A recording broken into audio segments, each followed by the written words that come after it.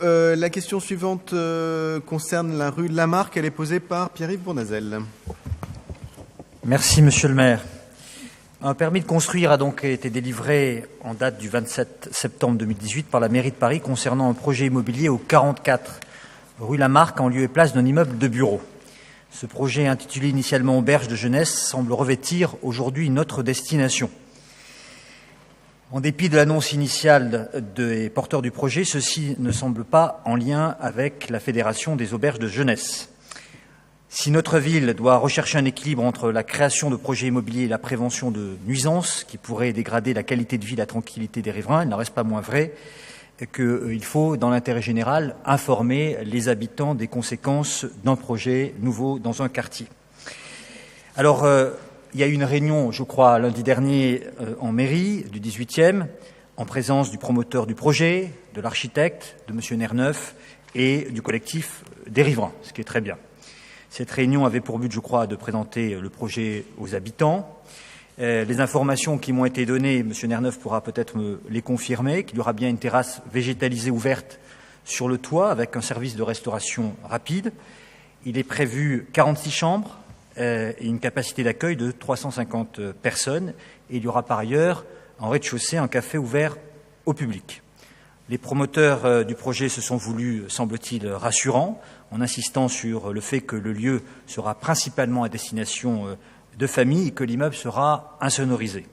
Pourtant, les riverains restent toutefois inquiets des nuisances que pourraient engendrer, d'une part, les travaux, c'est un peu normal ça, mais d'autre part et surtout, j'allais dire, inquiets de la terrasse sur le toit qui pourrait engendrer évidemment des problèmes de tranquillité publique. Les riverains attendent donc des garanties de la part de la mairie du 18e pour assurer leur tranquillité. Et donc je repose ici de manière claire quelques questions. Quelles ont été les conditions d'obtention du permis de construire? Est-ce que des réserves ont été émises sur ce projet? Quels sont les engagements de la mairie sur ce futur établissement, notamment vis-à-vis des éventuelles nuisances qui pourraient être posées, et les demandes qu'a formulées la mairie aux porteurs du projet concernant la tranquillité publique? Merci. Michel Nerneuf. Bien, alors les éléments que je peux apporter en réponse, d'abord il s'agit bien d'un projet qui sera géré par la chaîne SafeStay, qui est un projet d'hostel. C'est comme ça qu'on appelle maintenant les auberges jeunesse, puisque les auberges jeunesse, c'est un nom qui finalement ne dit pas ce que c'est, puisque maintenant c'est pas réservé à la jeunesse. Il n'y a qu'à voir comment fonctionne celle de l'affûage. Je ne crois pas qu'ils aient jamais dit qu'ils faisaient partie de la Fédération des auberges jeunesse, mais c'est une chaîne comme vous avez Saint-Christopher, les Pioles, un certain nombre de choses qui se développent comme ça. Et comme nous en avons une juste à côté de la mairie, là, juste derrière la rue, un hostel, qui est là pour accueillir des visiteurs de Paris. La cible de cette chaîne, telle qu'elle l'annonce par rapport à son projet, c'est 30% de jeunes, 30% de familles, 30% de petits groupes. Et par petits groupes, elle explicite des sorties scolaires, accompagnées par des enseignants, des groupes de scouts, des groupes de... voilà, enfin ce genre de choses. Et 10% d'autres. Les chambres... Alors, il y a quelques chambres VIP, des doubles, donc des chambres de 2, et puis il y a des chambres de 3, de 4, de 6, de 8 et de 10. Couchage. Comme fonctionne exactement à Pajol. SafeStay a déjà en gestion 10 hostels à Vienne, à Bruxelles, à Prague, à Lisbonne, à Barcelone, à York, à Londres et à Édimbourg, et a donc pensé qu'elle était aussi, pour compléter sa liste, la bienvenue à Paris. Et elle a rencontré le propriétaire des locaux, qui étaient avant des locaux de bureaux, et a fait affaire avec ce propriétaire. Alors, comment s'est passée la gestion du PC, du permis de construire? Personne n'est venu me voir avant, et j'ai donc vu ce permis de construire arriver avant les vacances d'été. Comme je le fais d'habitude dès qu'un projet est un peu consistant ou a un poids un peu plus important que les autres, j'ai pris attache avec le propriétaire, le gestionnaire, et le futur gestionnaire et l'architecte que j'ai rencontré et qui m'ont présenté leur projet à ce moment-là. De fait, mon attention avait été attirée dès le départ sur le problème de la terrasse, qui est un point de vigilance. Alors, la terrasse est au 4e étage, puisque l'immeuble sera rehaussé de 2 étages, 4e et 5e, au 4e étage. Et elle a une surface de 109 mètres carrés avec 34 places assises. Et cette terrasse sera en communication avec un coin de petite restauration qui, lui, n'est pas sur la terrasse, est à l'intérieur. Petite restauration, ça veut dire que ce sera des tartes, des burgers peut-être, ce genre de choses. De toute façon, ils ont une cuisine de 6 mètres carrés. Donc, on peut imaginer ce que l'on peut faire dans 6 mètres carrés. Mais cette terrasse de 109 mètres carrés, elle est entourée elle-même d'une autre terrasse végétalisée, inaccessible, de 110 mètres carrés. Donc, elle n'est pas sur le bord, sur les 2 bords. Qu'est-ce qui m'a rassuré et qui, a priori, m'a fait dire que, a priori, je parle en termes de PC, de toute façon, en termes de PC, je suis là pour simplement vous dire si jamais les choses sont réglementaires. Je suis une des voix qui participe à dire si le projet est réglementaire, comme l'est les pompiers, comme l'est la police, comme l'est la direction de l'urbanisme, etc. Je ne peux pas m'amuser à dire non, ce projet ne me convient pas pour une raison X ou Y. J'avais essayé de le faire en arrivant jeune élu en 2001 au boulevard Barbès, où il y avait un KFC qui voulait s'installer, et j'avais mis refus car il y a trop de fast-food dans ce boulevard Barbès. Et on m'a envoyé promener. Donc voilà. Donc il faut séparer d'un côté ce qui est le réglementaire par rapport à l'obtention d'un permis de construire, et de l'autre côté l'usage. Parce qu'à la limite, si vous voulez, le problème d'une terrasse, c'est le problème de n'importe quel Pékin, excusez-moi de dire comme ça, mais qui se fait construire un immeuble avec des balcons et des terrasses. Pourquoi est-ce qu'il ne ferait pas des barbecues toutes les nuits sur son balcon ?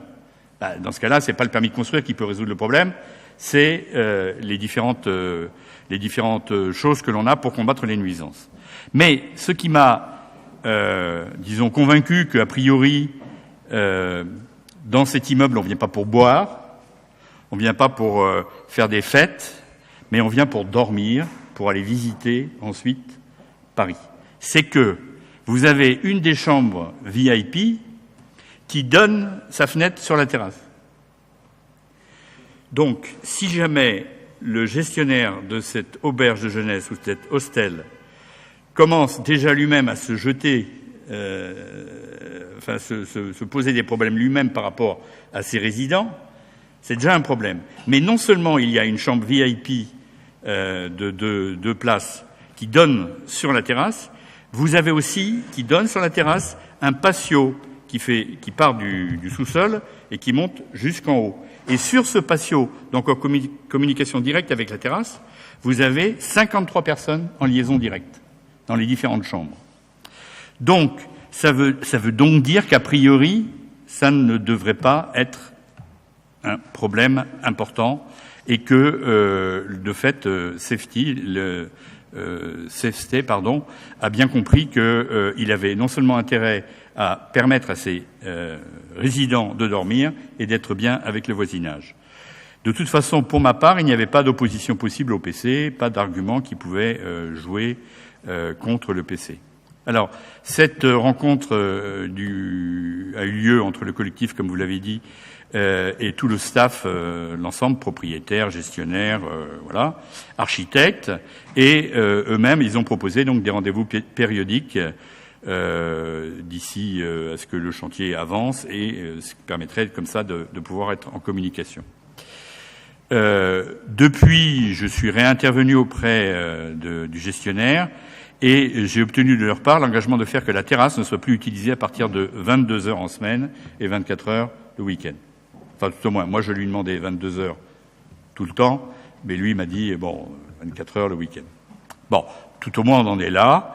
Ce que je pense, c'est que l'intérêt de CFST, c'est donc la tranquillité pour ses clients et donc aussi pour le voisinage, et qu'a priori, même si on peut avoir comme ça des frayeurs parce qu'il y a quelque chose de nouveau qui arrive dans un secteur, et puis vous savez, ces chambres qui sont de 10 ou de 6 ou de 8, souvent c'est des gens qui se connaissent pas, qui viennent à l'intérieur, et qui prennent un lit avec des inconnus à côté d'eux, hein, et donc ils sont pas forcément tout de suite en train de faire la fiesta.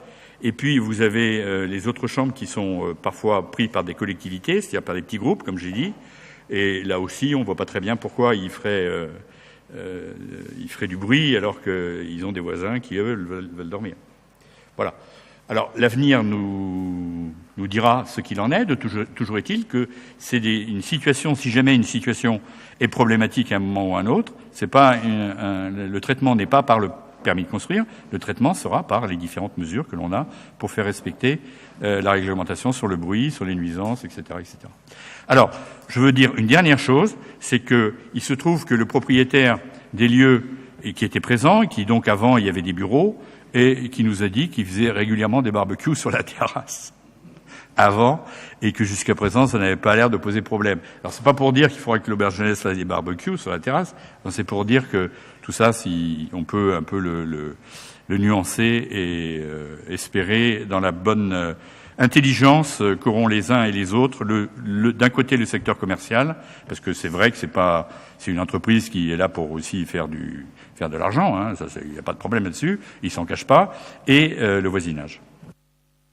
Merci pour cette réponse. Comme l'a dit Michel Lerneuf, le sujet, il n'est pas celui du permis de construire. Le permis de construire, il n'est pas à l'appréciation individuelle des élus ou le fait de savoir si ça nous plaît ou pas. Il est de savoir si le permis de construire est légal ou pas et s'il respecte un certain nombre de règles. Donc l'enjeu essentiel, il est, comme l'a dit Michel Lerneuf, de travailler avec le futur gestionnaire du site pour que tout ça se passe dans de bonnes conditions. Moi, j'ai eu la chance, étant plus jeune, de passer beaucoup de temps dans différentes villes d'Europe, dans différents types d'auberges de jeunesse, comme on disait à l'époque, mais je pense qu'on le dit toujours comme ça. Et donc, de voir assez bien comment ces choses-là fonctionnent. Certaines sont faites pour faire la fête, d'autres beaucoup moins. Ce qu'il apparaît des plans qui ont été présentés, c'est qu'on est plutôt... Mais il faut s'en assurer, il faut le vérifier, et ce sera le travail qui sera notamment le nôtre. On est plutôt sur une appropriation familiale de ce site, et pas du tout. D'abord, c'est pas les tailles des auberges de jeunesse comme ce qui peut exister à Berlin, avec des centaines et des centaines de chambres et des boîtes de nuit à l'intérieur. On n'est pas du tout sur ce dimensionnement là. Et c'est vrai qu'il apparaît pas totalement absurde que l'offre d'hôtellerie à Montmartre puisse continuer à augmenter, mais il faut que le travail qui a été engagé notamment par Michel continue. Et puis après, si ça marche ou si la cohabitation se fait mal avec le voisinage, on a quand même un certain nombre d'outils qui existent. Hein, et moi, j'aurai à donner mon avis le moment venu sur le type de licence qui pourra ou pas être accordée au lieu de restauration. Vous savez qu'on n'est pas pour la diffusion massive des licences 4 dans le 18e aujourd'hui. On est pour une consommation d'alcool responsable, mais pas pour n'importe quoi. Et donc, on n'est pas totalement désarmé non plus le moment venu. Le projet, il est celui d'un propriétaire privé qui s'est entendu avec un acteur privé qui ont monté un projet qui est dans le clou de la légalité, sur lequel il n'y a pas à ce stade d'arrêt qui permette de l'arrêter. Quand bien même il faudrait l'arrêter, et encore une fois, et vous l'avez dit vous-même, il n'est pas totalement absurde d'imaginer une offre hôtelière au 44 de la rue Lamarck. Mais pour autant, l'important c'est comment tout ça va vivre, et nous y travaillons. Je crois que un engagement a été pris d'une réunion trimestrielle sur l'ensemble de ces sujets, et cette réunion elle a vocation à continuer jusqu'à l'ouverture du lieu, et plus tard encore s'il le faut. Moi je veux que les habitants de ce secteur de Montmartre soient certains de l'engagement de la mairie pour maintenir la tranquillité publique partout, et notamment là, et du fait que nous allons y travailler. Et en même temps, je ne veux pas non plus dire des choses qui ne soient pas la réalité. C'est jamais une bonne idée de se donner des pouvoirs qu'on n'a pas, parce qu'après on se rend compte, les gens se rendent compte qu'on les a pas. Donc moi je préfère rester dans cette logique de dire toujours la vérité. Voilà les éléments qu'on pouvait apporter là-dessus. On va continuer à travailler avec les riverains, et avec les porteurs de projets autant que de besoin. Pierre-Yves Bournazel. Et puis on passera ensuite à la question concernant la promenade urbaine. Oui, très rapidement, simplement pour dire qu'il n'est pas incongru dans le cadre de la délivrance d'un permis d'avoir des exigences vis-à-vis de ce promoteur et ensuite des personnes qui vont l'entreprise qui va gérer cet hostel, comme ça a été dit par M. Nerneuf. Donc je pense que les demandes des riverains sont tout à fait légitimes. Tout ce que l'on peut faire en amont d'un projet est toujours le bienvenu, parce qu'il vaut mieux prévenir que guérir. Il est tout à fait possible d'accueillir un tel lieu, à condition que chacun soit bien conscient du respect de la tranquillité publique et conscient aussi des exigences des riverains qui souhaitent pouvoir vivre dans le calme. Et c'est vrai que des interrogations sont légitimes, puisque avec cette possibilité d'avoir accès à un toit et donc de pouvoir faire du bruit à l'extérieur, il y a des demandes, et ces demandes sont fortes, elles doivent être entendues avant la mise en place, pour que on soit bien certain que chacun, en termes de communication, je pense à l'entreprise qui va gérer, puisse bien prévenir chacun des personnes qui pourront effectuer un court séjour, parce que ce qui est important, c'est que quand on effectue un court séjour, on n'a pas tout à fait toujours les mêmes comportements que lorsque l'on vit dans un quartier. Et donc on se dit, ah oui, je peux faire un peu plus de bruit, etc. Donc, c'est pas un reproche. Sauf que quand ce bruit peut gêner des riverains, il faut faire attention. On aime tous faire la fête, mais on essaye de faire la fête sans gêner autrui et l'environnement dans lequel on est. Et c'est la raison pour laquelle je préfère qu'on fasse la fête dans des lieux insonorisés et non sur un toit. Et donc je dis, il vaut mieux prévenir que guérir. Et je trouve important la mobilisation des riverains, que je soutiens, pour qu'ils puissent avoir en amont toutes les garanties que tout se passera bien. C'est ce qu'ils souhaitent d'ailleurs. Ils souhaitent que ça se passe bien et qu'il y ait toute la tranquillité publique qui leur soit assurée et que la mairie du 18e, notamment, puisse bien expliquer ce qu'elle attend de ce nouvel équipement privé qui va arriver et le suivi précis de tout ce qui pourrait se passer et qui est éventuellement, je ne le souhaite pas, mais en aval, toutes les sanctions nécessaires. Je ne vais pas revenir sur les longs débats qu'on a eus sur la gestion du commerce, des terrasses, de tout ça, parce que il y a un projet, celui-là, il est important, et il y a bien d'autres lieux dans le 18e qui font l'objet d'un travail attentif. Ce que vous pouvez sans doute constater comme moi, c'est que la mairie du 18e est un acteur qui, sur ces questions, s'est toujours mobilisé. Et c'est pas pour rien que c'est ce qui se passe dans le 18e, qu'on vient regarder d'autres arrondissements de Paris en matière de gestion des troubles de voisinage avec les commerces, avec les acteurs.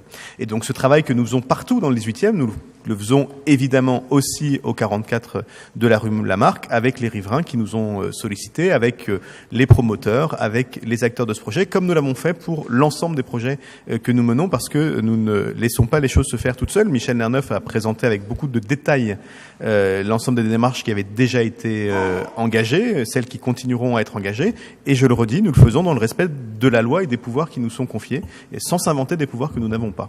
Parce que c'est la meilleure façon de dire des choses fausses aux gens, et après que les gens qui ont entendu ces choses fausses nous en veuillent, et ils auraient raison. Mais moi, cette mobilisation des riverains, non seulement je l'entends, mais je travaille, enfin Michel, en mon nom, travaille à faire en sorte que les réponses soient apportées, mais que ces réponses soient apportées dans la réalité. Pas dans les discours ou les principes, dans la réalité, parce que le rôle d'un maire, c'est de se coltiner la réalité, et c'est ce que nous faisons au quotidien.